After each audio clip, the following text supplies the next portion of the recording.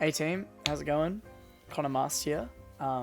Scuffed little recap video I'm doing right now, but I recently ran, the Couch Warriors Victorian team recently ran our 4th Victorian Arcadian, and I wanted to recap the event just really quickly and talk about some of the TO decisions and what we did as well.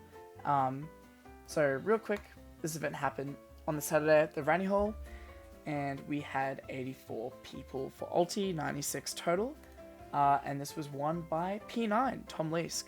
Definitely was in it to win it from all the Arcadians that we've done it, and he's finally cracked it with Iceman in a close second, and yeah, a few other big upsets happening.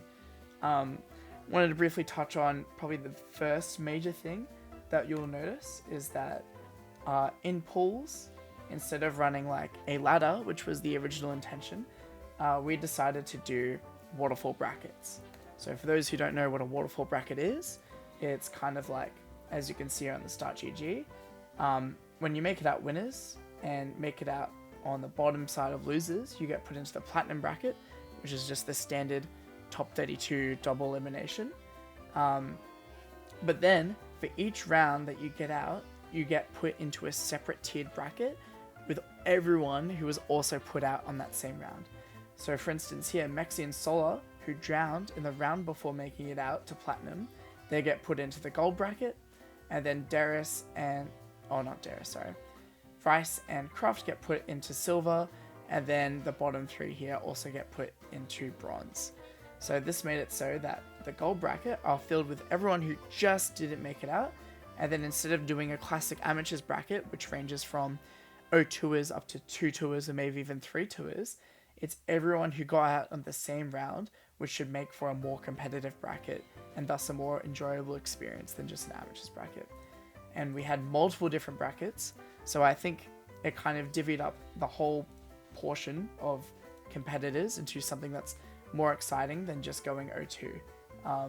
So I think this is a great success. Highly would recommend it at larger tournaments as well if you guys haven't tried it yet. I don't know who I'm talking to, but if for future events like this, I would highly recommend the system. It was really good. We had Jamie Slimboy buy prizes for the top 3s of each bracket, and it was kind of like a Pissmas setup where it's little fun, goofy $2 store stuff. But speaking of the winner of the Arcadian, we had P9, as I mentioned before, get it. Dude, that's the first time that hasn't worked. Really happy for Tom. He's just been working hard on it for a long time, and that's it. Tom wins. Tom finally wins. He's got it. He's win. It's been 2 for 3 throughout the end. I will say though, shout out to Iceman, mad grinding from Sydney. She hit this sick ass clip. There's a giant Iceman gap in this winners finals. Wait. Alright, I don't know what was going on there with the magnet, but wait, like definitely some shenanigans. I mean, Tom is so lucky in this game though that it's even this. What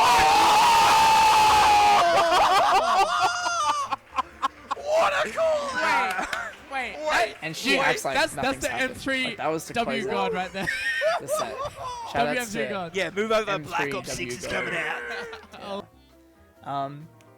Another condolence shout out would go to Jason. Here's his Twitter. He took photos over the event and they turned out fantastically. Really nice, like cute shots of the crowd, candid shots of everyone playing and locking in. Shout outs to Anthony's haircut, very lovely stuff.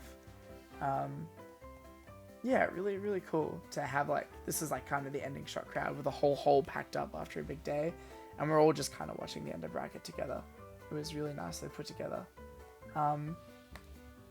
Next thing I wanted to talk about that we did to make this a successful event, in my opinion. Good old photo of Nick here, very happy man, because look at that, he's got 5 gym badges. That's right. Yeah, so we ran a gym leader system in between pools, or during pools, should I say, so that during the 2 waves, when you weren't in a wave, you could participate in the gym badge system.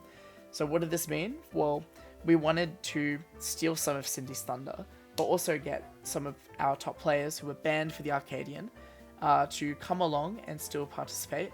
And instead of having it be like people challenge top players in like a tough bracket match, we set up cute little gym goofy ideas. So I'll talk more on that in a second. But shout outs to Jelly.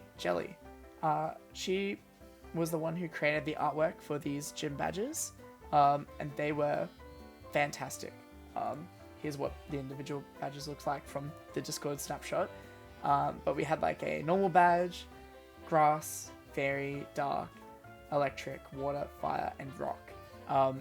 They weren't pertaining to the specific badges, like the challenges themselves, but they were very, very cute ideas for like how she managed to like mingle them in with like a Pokemon gym styled theme, as well as like Smash centered still.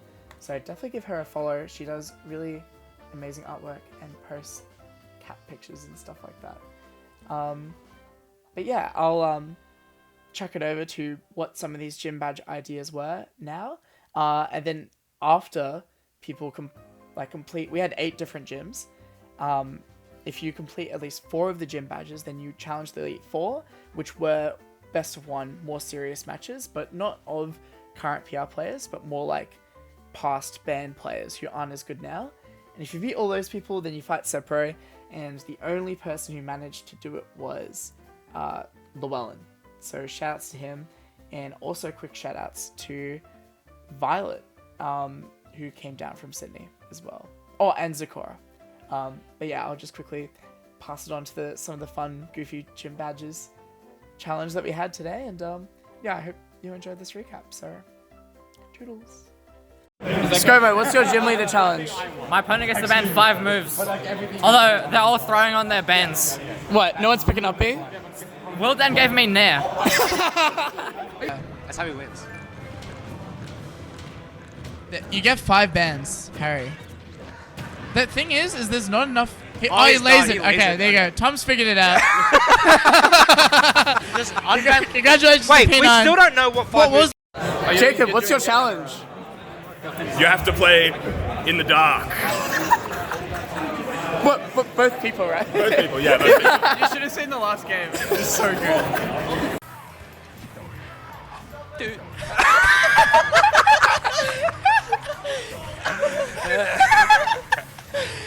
Oh my god!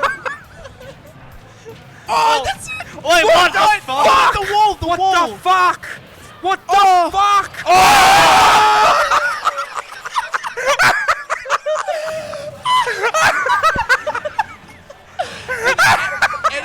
Enodrine. Hey, Wickens, what's your challenge? This is so unfair. Bayo challenge. It's the Bayo challenge. I get 1 stock. It's 6 level 3 Bayonetta. Bradley, what's your gym leader challenge? DDD jet run.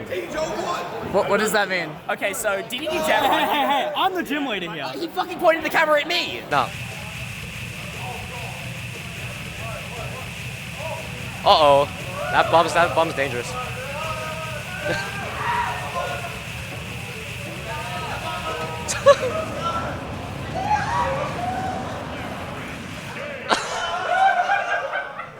Flo, what is your gym leader challenge? Oh, okay. So inkling, FD, no jumping for me. Stamina move, you've got 90 seconds to kill me. Wow. And if you don't, I win. Easy win. I'd still lose that shit. You're a min god. What's your gym leader challenge? Hyrule Temple, I'm playing Sonic. You have 2 minutes to hit me once. Fantastic. Yep, I forgot to add something. Quickly whipping it up. This was the cute little poster we had for Violet. Vic Arcadian 4. We got the Kevin with the money stacks. $50 in winners, $50 in losers if you take out Violet. And that ended up happening since Violet came 9th. And the last thing I wanted to say about the gym leaders is that I think it was a really good system because it was a non-competitive way that people could play and interact with the game that wasn't necessarily competing, which I think could be really stressful and sometimes take away the point of the Arcadian, especially when it's a new player event. So people will like O2, then O2 and Waterfall, and then that's kind of their day.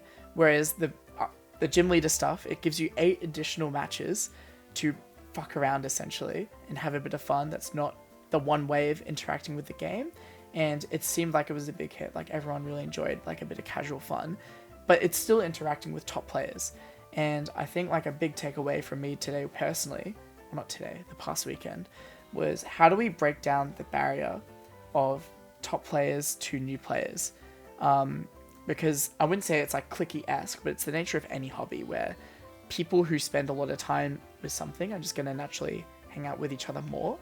And so I think this was a fantastic way of getting people to mingle in with each other, breaching that gap of like, oh, we're going to play a serious set and there's like going to be this big, you know, ominous cloud of like, oh my god, this person's so much better than me. Like, why would they even, like, we can't even enjoy something together. But I think this really breached the gap of like getting people to talk a bit more as well. So yeah, okay.